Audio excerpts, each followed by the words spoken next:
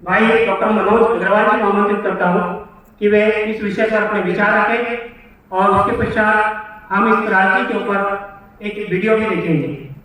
भाई मनोज अग्रवाल जी।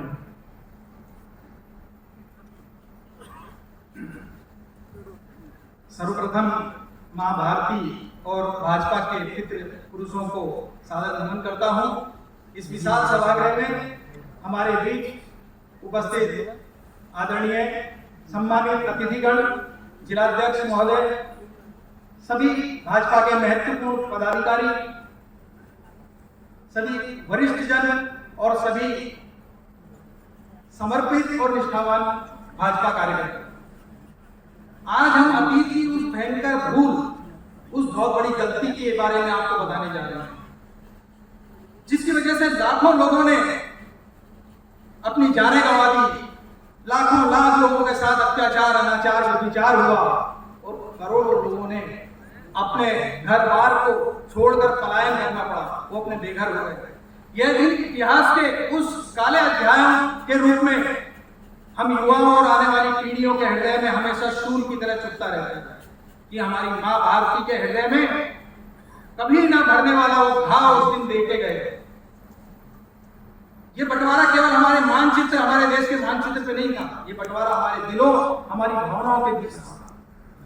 और उसकी वजह थी अंग्रेजों की खूब डालो राज करो की नीति, कुछ लोगों की धर्मांध लोलुपता, उन्मादता, लालच, स्वार्थ और कुछ लोगों की तुष्टीकरण की नीति की वजह से। जी हाँ, मैं बात कर रहा हूं हमारे देश के विभाजन की, हमारे देश के बंटवारे की। 14 अगस्त 1947 की तारीख भारत कभी भूल नहीं सकता। एक तरफ हमको सैकड़ों सालों की गुलामी की से हमें आजादी मिल रही थी, तो दूसरी तरफ हमारे देश का बंटवारा हुआ। लाखों लोग बेघर हो रहे थे, अपना घर बार, कस्बा, नगर, शहर, अपने पुरातन हवेलियां, घर छोड़ के मजबूरन केवल एक धर्म और मजहब के बंटवारे की वजह से आज वो परिवार छूट रहा। लोगों में दर्द था, एक पीड़ा था, वो दर्द विभाजन था। और भारत की यह विभीषिका से कम नहीं थी। जो विभाजन था वो हमारे देश को, हमारी भारत माता के सीने पर वो घाव था जो समय समय पर रिश्ता रहा होता रहा, और उसको हम विभीषिका के रूप में मनाते थे। 75 साल पहले तक हमारे देश में हम 15 अगस्त मनाते थे, स्वतंत्रता दिवस मनाते थे, बड़े जोश खरोश से, बड़े उत्साह से। लेकिन एक दिन पहले ही इतनी बड़ी त्रासदी थी, उसको कोई याद नहीं करता था।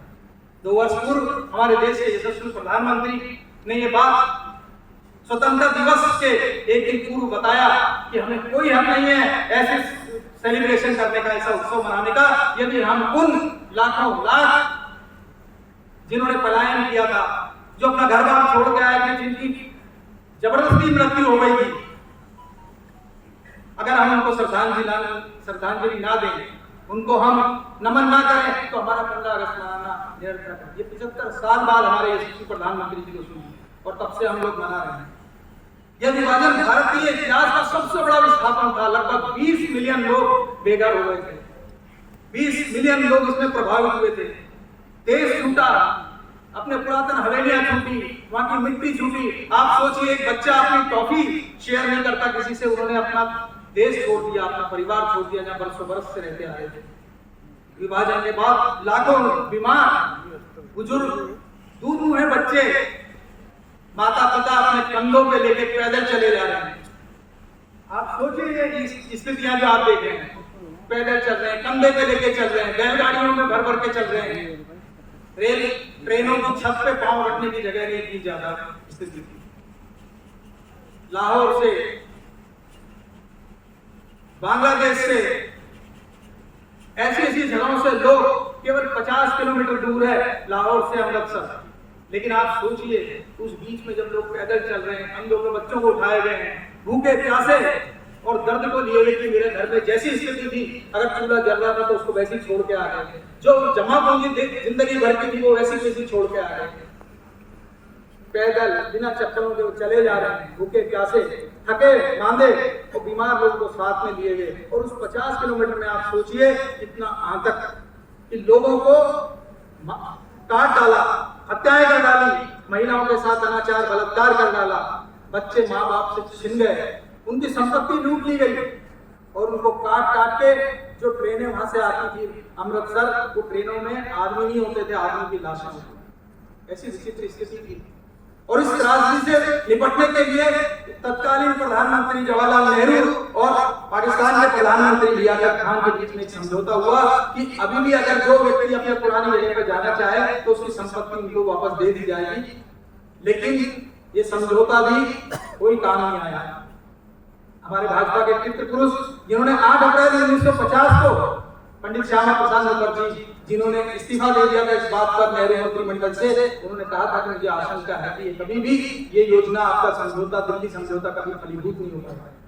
और हुआ भी वही। दोनों के बीच इतनी ज्यादा नफरत और इतनी ज्यादा दरारें लग चुकी थी कि ये समझौता काम नहीं।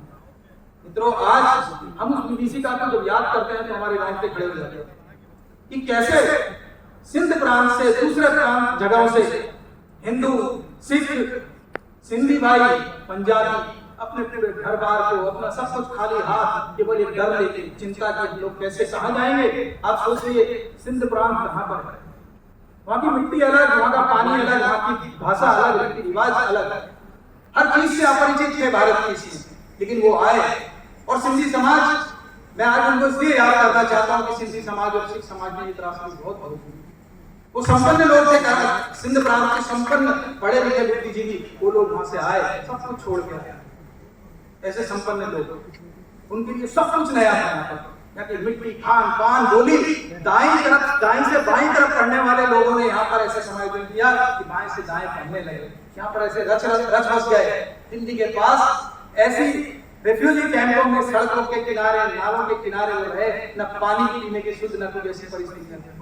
लेकिन संगठित रहे, अपने परिवार को संभाला, अपने आगे की योजनाएं बनाई, पढ़ाई पे ध्यान दिया, अपने काम पे ध्यान दिया। और आज हम कह सकते हैं कि वो समाज ने बहुत डॉक्टर, बहुत वकील, नामी गिरामी और देश के बड़े बड़े उद्यमी दिए।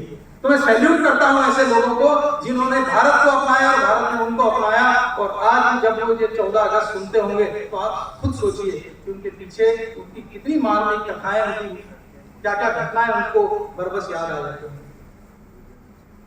तो हम आज ऐसे दिवस पर माननीय प्रधानमंत्री जी की संवेदनशीलता देखिए कि उन्होंने कहा कि एक दिन पहले 14 अगस्त को हम विस्थापन विभीषिका स्मृति दिवस के रूप में हमेशा मनाएंगे और नमन करेंगे उन सभी लाखों लाख लोगों को, उन भूखे बच्चों को, उन किसानों को, मजदूरों को, माताओं को, बहनों को, उन पीड़ित बुजुर्गों को। हम उनको अगर याद किए बिना अगर स्वतंत्रता दिवस मनाएंगे तो ये हमारे लिए और उनके लिए अन्याय होगा। हमारी ये दिवस मनाने का कारण यह है कि हमारी युवा पीढ़ी और आने वाली पीढ़ी ये जाने कि ये गलती भविष्य में कभी दोबारा ना हो। ये अतीत की वो गलती है जो हमें हर वर्ष हम हमेशा बरबस याद दिलाती है। आज इस दिवस पर हम उन्हीं लाखों लाख लोगों को श्रद्धांजलि अर्पित करते हैं। एक छोटी सी वीडियो आप सभी आशा करता हूँ आप देखेंगे और उसके पश्चात हम 2 मिनट की उनको सभी को मौन श्रद्धांजलि देंगे। जय भारत माता की जय।